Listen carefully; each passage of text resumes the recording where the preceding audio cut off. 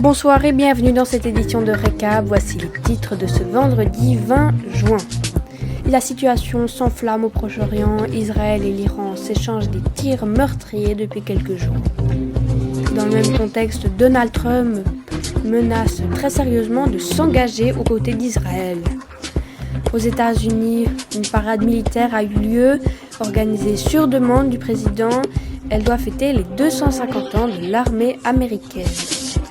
Le G7 s'est ouvert cette semaine au Canada où les 7 pays les plus puissants du globe se sont réunis.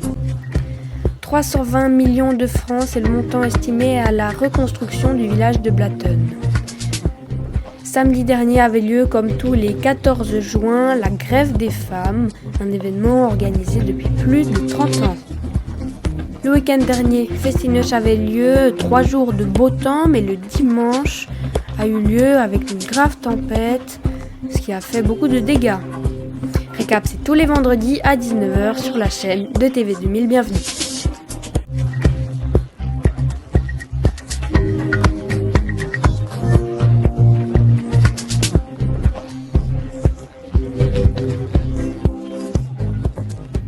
Après Gaza, c'est l'Iran que Israël attaque. Des salves de missiles ont été tirées par les deux pays, faisant côté israélien une vingtaine de morts et plus de 200 du côté de l'Iran.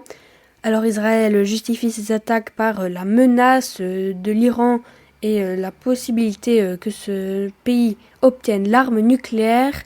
C'est donc pour ça que l'armée israélienne a visé de nombreux sites militaires en tuant une grande partie de la chaîne des dirigeants militaires. Mais désormais, c'est aussi des installations politiques ou bien la chaîne de télévision qui faisait de la propagande qui sont visées. L'Iran a de la peine à se défendre car leurs armes ont déjà été utilisées l'année dernière contre Israël toujours et qu'une grande partie de ses alliés ont été exterminés par Israël ou bien sont occupés dans d'autres guerres. Et ce manque d'armes permet à l'armée de Tsar de survoler le territoire de l'Iran sans aucune difficulté. Et c'est dans ce contexte qu'une nouvelle menace apparaît, les États-Unis qui menacent de s'engager aux côtés d'Israël dans cette guerre face à l'Iran. Alors le pays est divisé, certains républicains sont pour, d'autres contre. Chez les démocrates, on est surtout contre.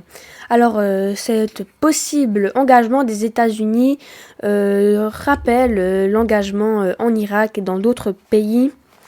Alors cette émission est tournée jeudi midi, nous ne sommes pas sûrs que, en tout cas jusqu'à maintenant, aucune nouvelle n'est tombée. Mais peut-être que d'ici la sortie de cette émission, Donald Trump aura donné sa décision. Aux États-Unis, toujours, une grande parade militaire a eu lieu le week-end dernier. Une parade organisée pour les 250 ans de l'armée américaine. Cette parade a été demandée par le président Trump. Et ce jour-là, le président toujours fêtait son 89e anniversaire.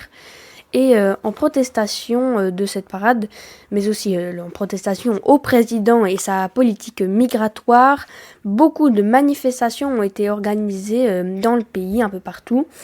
Les manifestants scandaient des slogans comme No King. Plusieurs États républicains ont demandé la garde nationale au cas où des débordements auraient lieu, ce qui n'a pas été le cas. Le G7 s'est ouvert au Canada, à Calgary.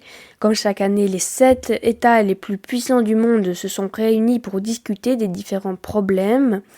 Alors cette édition ne s'est pas terminée avec une grande annonce, mais les dirigeants se sont dit préoccupés par la situation au Proche-Orient.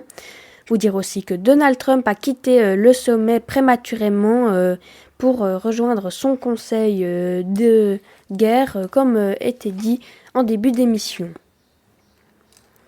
Tout autre sujet maintenant à Blatten dans le Lutzental. On s'en rappelle, il y a quelques semaines, la montagne s'écroulait sur le village. Alors aujourd'hui, la nouvelle est tombée. La reconstruction devrait coûter plus de 320 millions de francs. Alors la question des assureurs se pose. ces assureurs qui ont installé des petits bureaux dans des containers dans la vallée. Donc voilà, plus de 320 millions de francs, c'est ce qui va coûter. C'est très cher pour l'État du Valais. Samedi dernier, dans les différentes villes de Suisse romande avait lieu la grève des femmes. L'événement a aujourd'hui plusieurs décennies et si les enjeux ne sont plus les mêmes, il y a toujours autant de monde avec une écrasante majorité de femmes, bien que quelques hommes y étaient. Le week-end dernier, des violents orages ont touché la Suisse romande et en particulier Neuchâtel où avait lieu Festineuch. Le festival a dû mettre en place sa procédure d'évacuation qui a bien marché d'après le festival. Aucun blessé n'a été trouvé, mais beaucoup de dégâts sur le site. L'orage a eu lieu vers 15h et vers 17h, la décision a été prise de ne pas rouvrir à cause des dégâts. Alors si pour les 3 premiers jours du festival, le beau temps était là, c'est vrai que ce dimanche a été très mouvementé. Le festival va rembourser les billets de ce dimanche qui était la journée des familles. Alors, on a vu des images qui ont circulé comme une grande tente qui s'est envolée.